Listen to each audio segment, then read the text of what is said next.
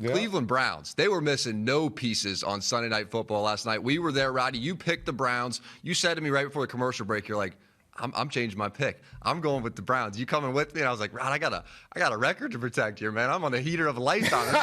And I should have done it. And I should have done it because when you watch Baker Mayfield play this year, he's one of the hottest quarterbacks in football right now. Ben Roethlisberger's been slowing down this last month of the season, losing games because of it. You made the exact right pick. What made you believe that, even with everything they're missing, including their head coach and offensive line coach? I just, in the playoffs, it's about heart. It's about, it's just like everything starts over. And I just believed in Cleveland. I just believed in the heart of Jarvis Landry. I believed in Baker Mayfield. I believe in those tough, athletic running backs. And I believed in Kevin Stefanski out-coaching Mike Tomlin from his basement, something that you said that Mike Tomlin's going on to the Hall of Fame and Kevin Stefanski's going to the basement. But let me just say this, man. All respect to Baker Mayfield, the Cleveland Browns, and what Kevin Stefanski. To me, this further cements his legacy and what he should be. And he should be the coach of the year. I mean, I thought he was outstanding. And for him to coach in the basement and come out with this type of simple game plan and absolutely kick the Pittsburgh Steelers' butt, I thought it was outstanding. And he definitely deserves coach of the year because of it.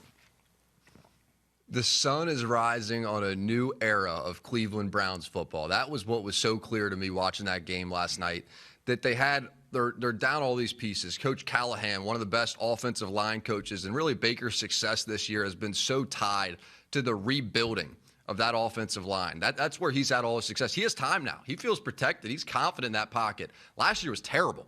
The first year they had a great offensive line. Baker was really good. Second year, they had a bad offensive line. Baker was really bad. Third year, Callahan comes over. He fixes this offensive line. Stefanski, too, whoever you want to give credit to, and obviously the players as well.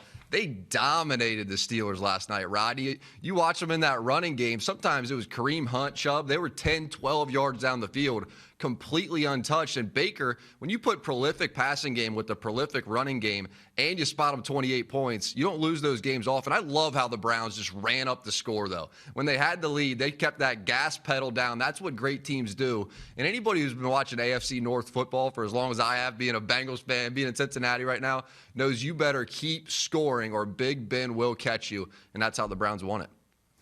I'll tell you this. I have a lot of respect for Mike Tomlin. No question about it. I think he's a great football coach, but he did not have his team prepared last night. Absolutely not. Mentally, physically, they weren't prepared. They didn't play with energy. They didn't play with passion. You mean to tell me an 8, 9-time Pro Bowler, the very first play of the game, and your dad, he said it perfectly.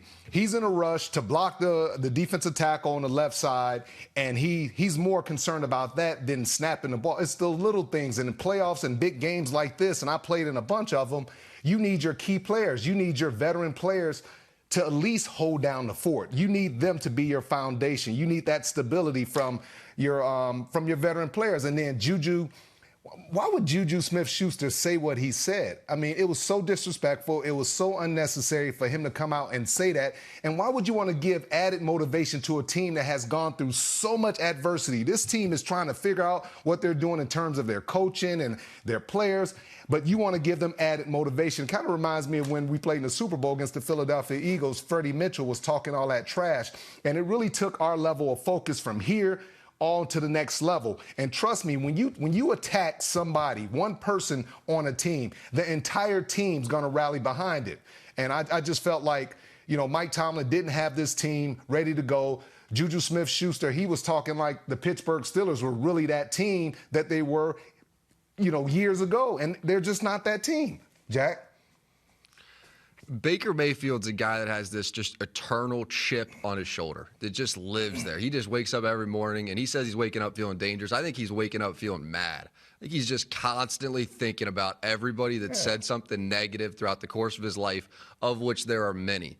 And for you to just go ahead and put a little gasoline on that fire of his, and for him to then just be able to hear that and push that out to the rest of the team, I had a feeling before this game that the Browns were going to be mad based on that comment.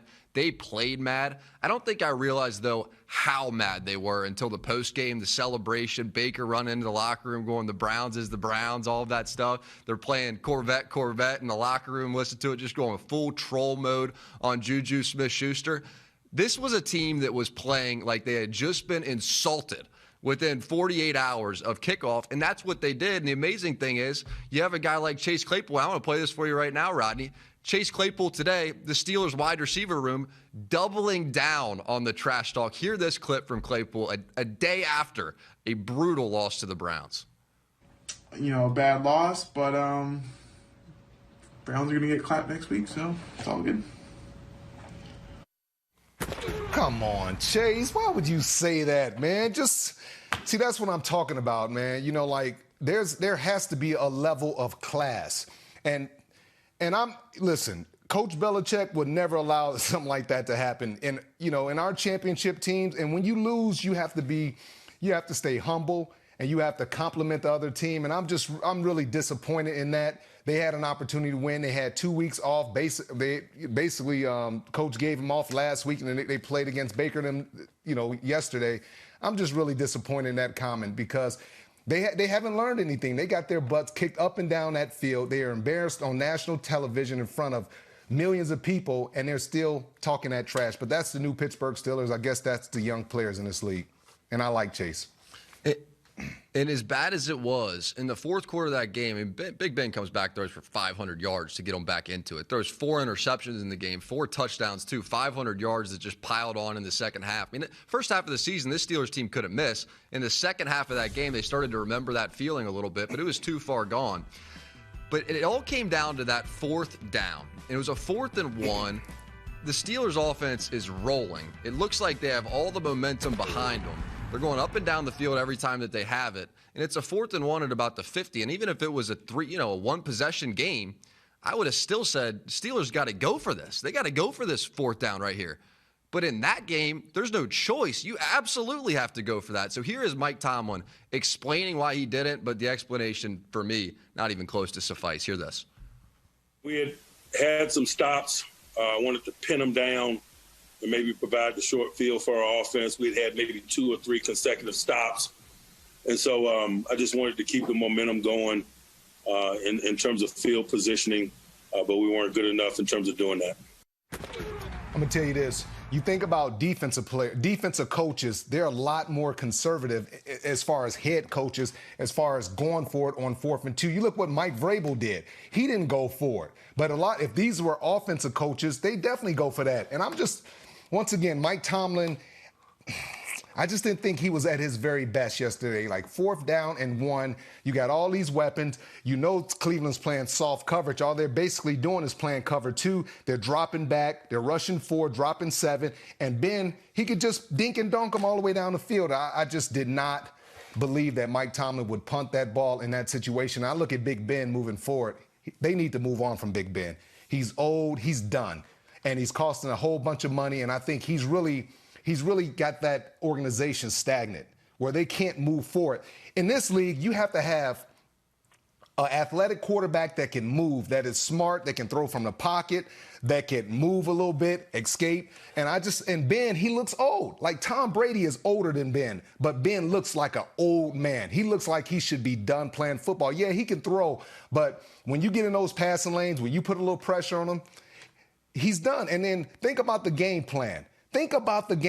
68 passes, 500 yards, 68 passes. They have done a poor job of supplying Ben Roethlisberger with offensive linemen so they can run the football. And then they have to do something at the running back position. James Conner stays hurt. You have to upgrade at running back. You need a guy that can stay healthy. You need a guy that is a lot more talented than James Conner at the running back position, because that's the only way you're going to get back to being a legitimate force in the AFC. You can't just have a quarterback in a playoff game throwing the ball 68 times. Come on, Jack. That is crazy. Does that sound crazy to you? 68 times? Everything you just said, I could not agree with more. It's time. They got to go. And if they don't, I think they're going to come into next year. It's going to start to look like Brett Favre towards the end of his career, where he's just a step slower. You know, he's getting hit more. His passes aren't quite as accurate. It's the game that we saw in the first quarter last night out of Big Ben. You're just going to – we've already all year seen those. I think he's probably now between 15 and 25 in terms of quarterbacks around the league. And if you continue this the next couple of years, very quickly you are going to have the worst quarterback in the AFC North. You might – next year, I mean, assuming Joe Burrow comes back healthy, you might end up with the worst quarterback in the AFC North. They need a Mac Jones. They need to go pick somebody in the draft high. Maybe you bring back Big Ben for a transitional year, if you will. But when you look at his contract and what he would be due to make if you do bring him back, it is just – it may be a bridge too far. That's some crazy, crazy money you're talking about if you're going to bring him back. Let's get to the Ravens. Keep it in the division. Lamar Jackson, the story was he couldn't go win a playoff game, and he did. What'd you think of his performance? I thought he was outstanding. And you think about Lamar, and the tough part about defending him is you can hold him down, and then all of a sudden you get a little relaxed, and then boom, 48-yard touchdown.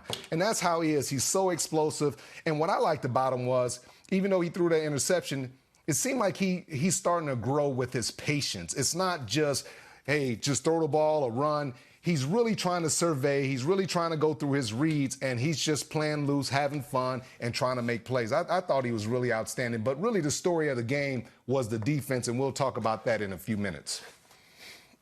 Of course. Let's hear it from the victor. Here's Coach Harbaugh, Lamar Jackson, after a big win, getting that playoff dub for Lamar. Here they were.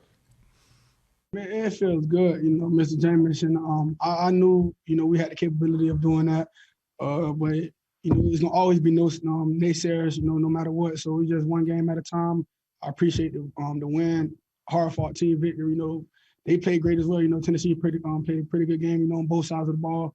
But I'm grateful for the win. This may be the best win I've ever been associated with. Defensive effort, like you said, it was discipline. It was eyes on your luggage. It was finishing. It was running to the ball. It was tackling.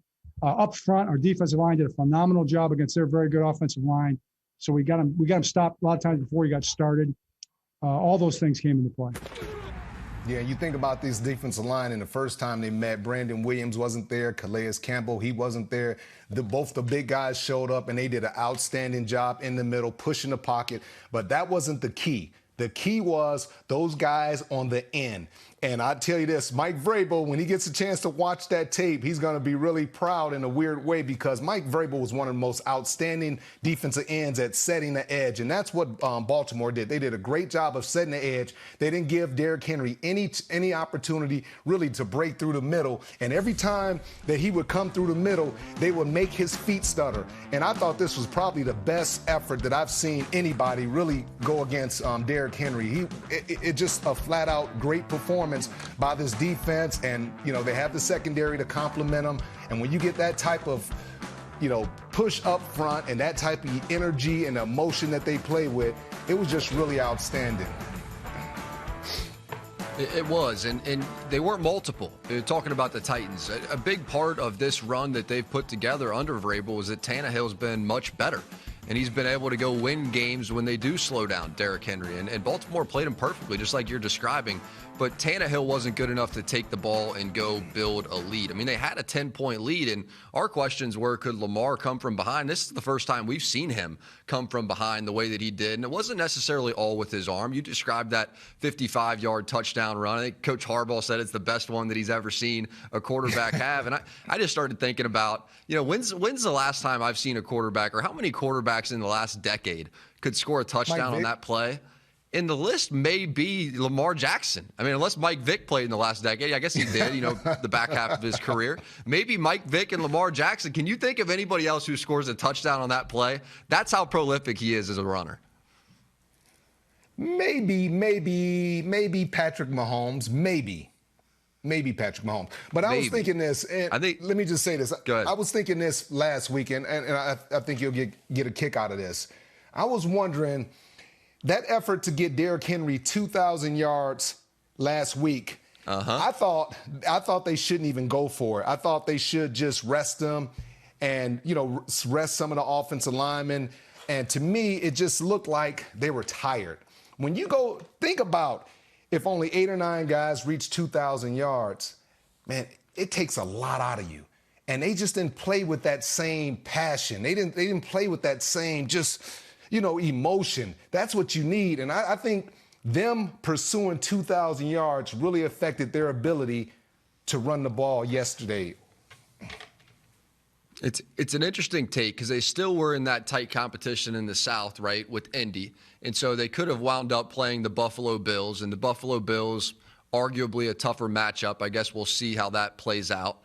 Bills looked damn good yesterday too, but the Baltimore Ravens can play as well. But they also maybe could have won the game without giving him 30-plus carries because that was the most carries that he had all year, talking about Derrick Henry. So to your point, maybe they could have won the game without going for the 2,000 because it did get clear in the second half of the game in Week 17 that they were chasing the 2K for him. And he'll have the 2K, and forever people will talk about this season for Derrick Henry, but they're not going to talk about this playoff run because this was a pretty weak performance from the offense. And I agree with you. I thought they looked shot. I thought Derrick Henry looked like he had carried the ball a million times this year, which he has, and that's the reason he has 2K, and it's also the reason the Titans are out of the playoffs. Absolutely. And I look at Vrabel on that fourth down and 2? It was a 4th down and short. And you got Derrick Henry. You have Derrick Henry. You have A.J. Brown. You have Jonnu Smith. You have an athletic quarterback. And I was just so stunned that they didn't go for it on that 4th and short. And I'm like, why is he being so conservative? Do we have any tape on Mike Vrabel making a comment on that? Okay. Yeah, but I was just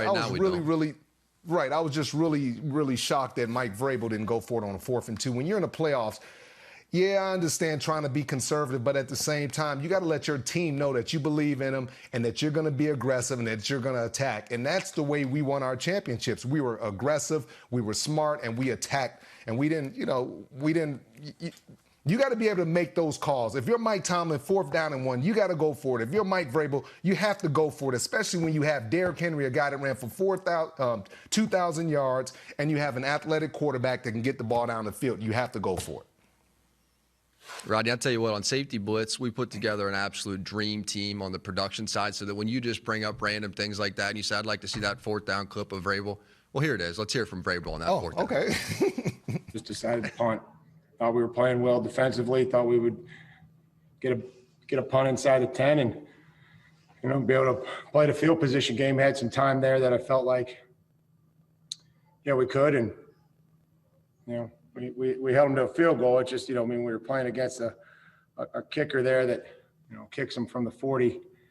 It's becomes a field position battle. And I thought that, we'd get a stop and pin them inside the 10. And, the way we were playing defensively, I was really proud of those guys. That obviously Lamar had a fantastic day, but I thought we were, dialed in. I thought, enjoyed watching those guys play defense. I don't know how to take his body language, but to me, it almost seems like that's a situation where he feels like he almost regrets that he didn't go for it. And I've known Vrabel, and he's a very honest, hardworking, smart individual. He cares about his players. And I know he's really disappointed that they didn't win this game. But in a situation like that, and you're trying to send a message not only to your team, but the other team, you have to go for it, Mike Vrabel. You have to go for it. You're an aggressive player. You're a smart player. You got to go for it. And you have to lay all your chips on the table and see what happens. You got Derrick Henry. You got a lot of talent.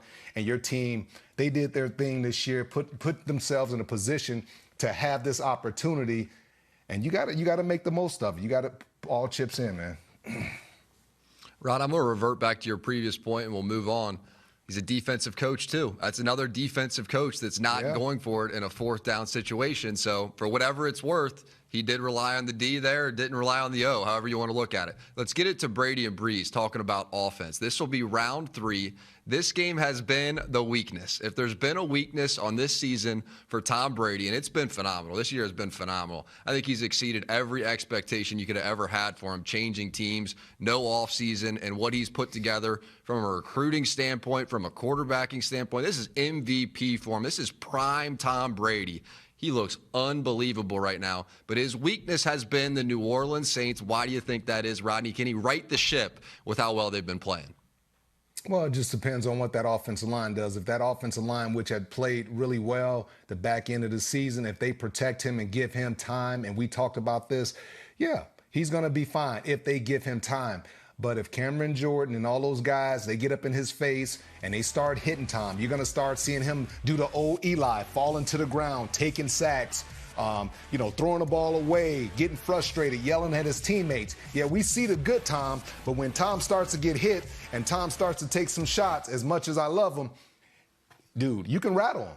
You can rattle him. But, it's going to come down to the New Orleans Saints secondary and, how disciplined they are on the corners and if they give up big plays. But I think it's going to be a great game. And Drew Brees told me, he says, anytime that I play against Tom, there's more of a sense of urgency when we have the ball because Tom is on the other side. So he has a lot of respect. When Drew told me that this summer, he has a lot of respect for Tom, but he feels like his team is in a good situation. Yeah, I think the Bucs have been trending upward faster the last month of the season than the Saints have. I have more belief in where they are right now. Now, this defense has been a tough matchup for Gronk and for the receivers of the Bucs. I just doubt that it plays out the same way that it has. I mean, these have been blowouts. New Orleans against Tampa, they've just been blowouts. But with how AB's been playing, I just went back and I've just been watching nothing but just Antonio Brown ISO film. He has been open. I mean, open for weeks now, weeks and weeks and weeks. And I know he's had explosive games where he's going 100-plus yards, multiple touchdowns, but they could be 200-yard games. I mean, he's running wide open. And all of a sudden now you're seeing Tom Brady trust him and look for him and believe in him. Yeah. But he made him earn that. He made him slowly earn that back. I do want to hit this, Rodney, because I know you probably Hold on, Jack. Don't leave. No, Jack. Yeah. Jack, don't leave me. This is my favorite thing that you do. Okay, go ahead. I knew I got you going there. I should have dished it right to you. Go. No, because you were spot on with AB. And AB, to me, is their most dangerous weapon. It's amazing that you said that because I'm sitting here and, when you watch him on tape, it's like last week I said, man, he looks so much faster. He looks like his old self. He looks quick. He looks fast. Mm-hmm. He looks energetic. He's, anything that touches his hands, he's going to catch. And they're getting him the ball. He's their most dangerous weapon. And the funny thing about it is the more you give him the ball, the better he is. So I'm just really pumped up for Antonio Brown. He's been a good citizen. And even think about this with Brady. He has so much. He's trying to implement the new system. He's trying to let them know what he wants to run. He's trying to form a bond with all his new teammates. And he's trying to keep Antonio Brown on the straight and narrow. And you wonder why the Patriots have had success and why I have 2 Super Bowl rings, because I have a leader. I had a quarterback that is so caring and a guy that, he cares so much about his team. It's about the team. It's never about Tom Brady. It's never been about Tom Brady. I remember one year he bought all the offensive linemen Audis. Yeah, cars, Audis. And it was like, dude, this dude, it's like Tom is the perfect leader. He is the perfect leader because he spends time with you. He sits with his teammates. He tries to get to know you. He'll pick up the phone. He'll call you. He'll text you. And to me, it's the way he takes care of his body. It's just no surprise that, he can continue to throw the ball down the field. I'm just thoroughly impressed with a 43-year-old guy is doing in the National Football League. It's remarkable. And it's like you said, Tampa's a different team than what the New Orleans Saints played before. This is a very good team. And they're building confidence. They're flying around. And they're starting to really believe in one another. And you look at Ronald Jones and Leonard Fournette, they're going to run that ball too. So watch out for Tampa Bay. What a great pickup Fournette was. What a just an awesome pickup, recruiting job by Brady to go get Fournette. He reminds me of like the LeGarrette Blount of this team, if I can make that comparison. He's perfect for this playoff stretch when it gets into January football. If they're going to be on the road, maybe bad weather, if they can get past the Saints, Blunt is just going to play, or not Blunt, might as well be Blunt.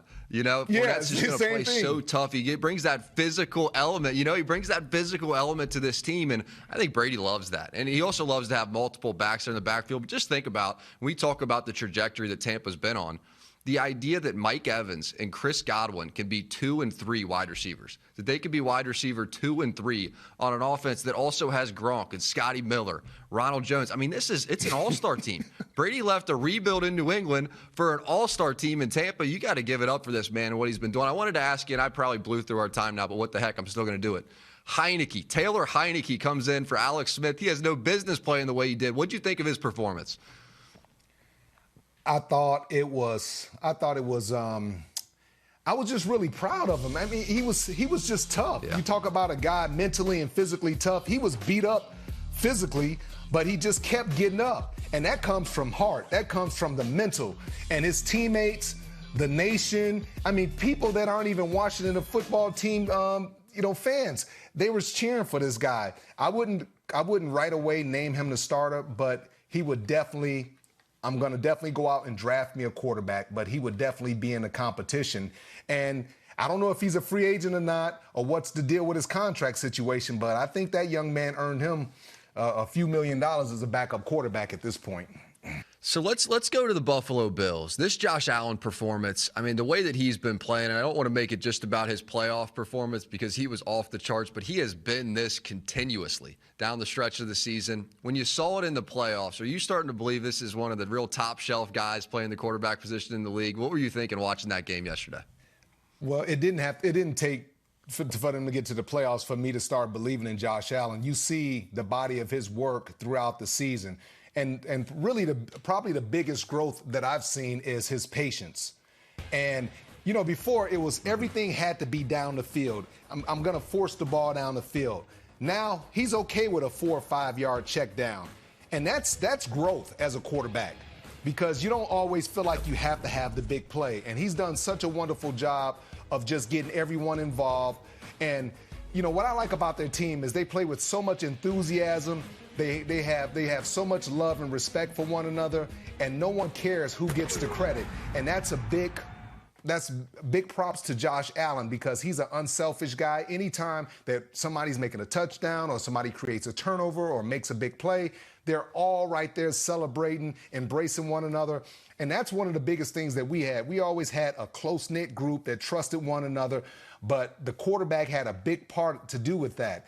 And Josh Allen just seems like he brings everyone together. And I tell you, man, yeah, he's an elite quarterback. I mean, it's if you ask me, let me ask you, who are you taking, Josh Allen or Lamar Jackson, if you had to choose one? Thanks for that question. Josh Allen. That's honestly who I'd take.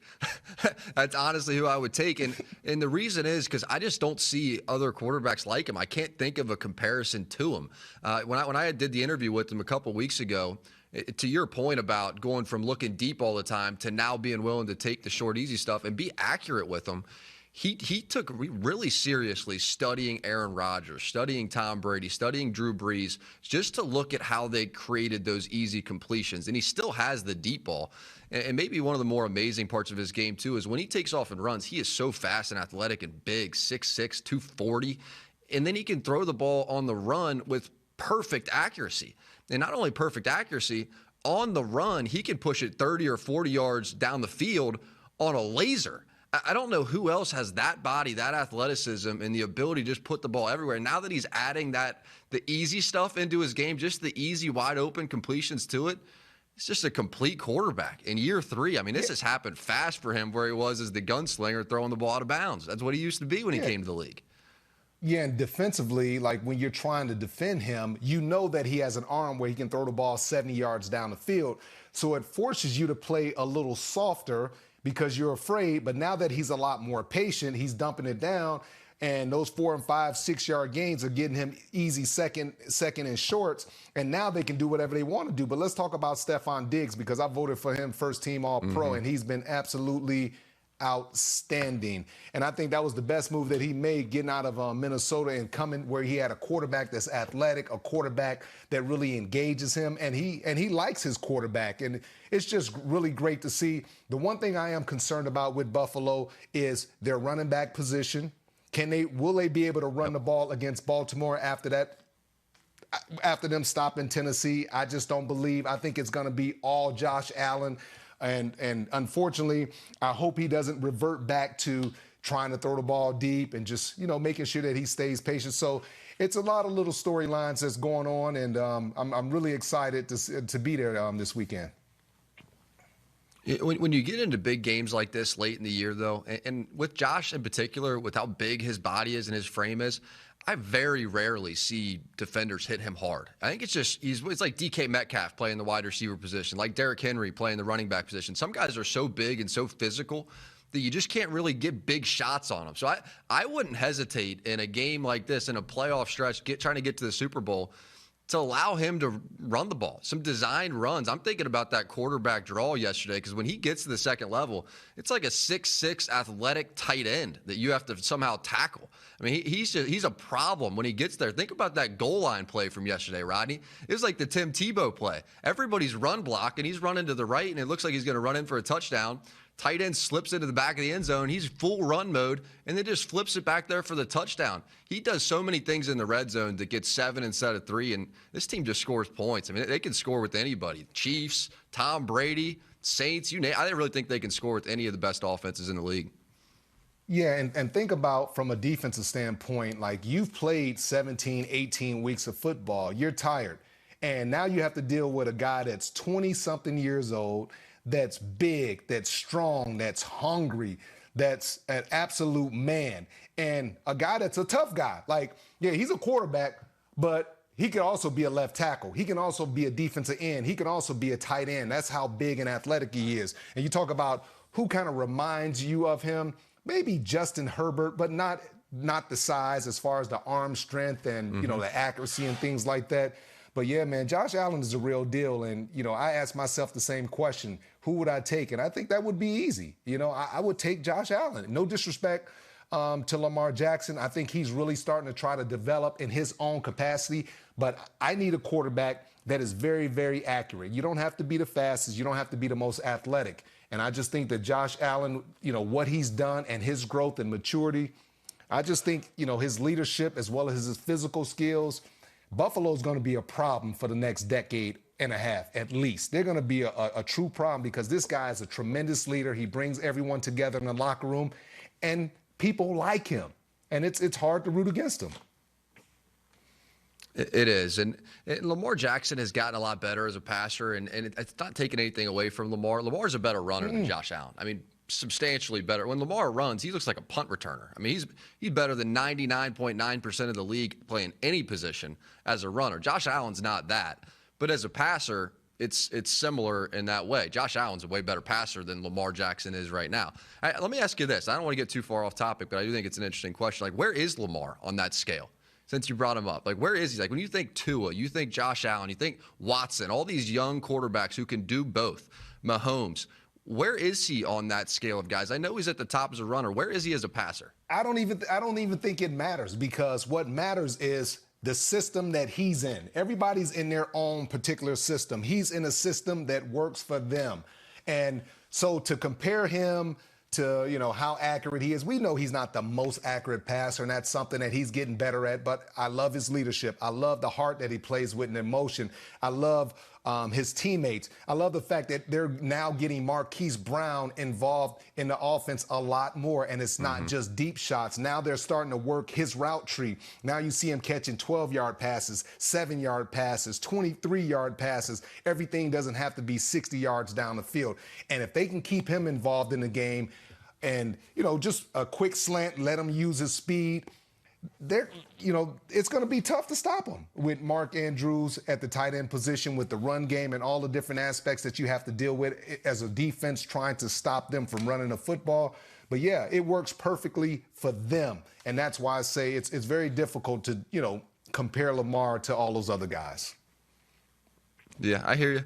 The thing is, when they're both on the same field this weekend, and they're both lighting up the scoreboard in different ways, it's going to be so fun to just look back and forth and at just the future of the game. This is the future of football. We've seen these young quarterbacks come into the league and be so exciting in the regular season, but now to see it filter up into the postseason, and they're just knocking off all these sort of institution quarterbacks that have been there forever. The guys that don't move at all, they just stand there. And you're seeing these young guys dominate in the playoffs too. It's such a fun thing to see. Just super wild card weekend in general, Rodney. This is the first super wild card that we've had. Only one first round bye at both of the conferences. What were your impressions overall of what this was? Football, there's a 48-hour football feast. What'd you think?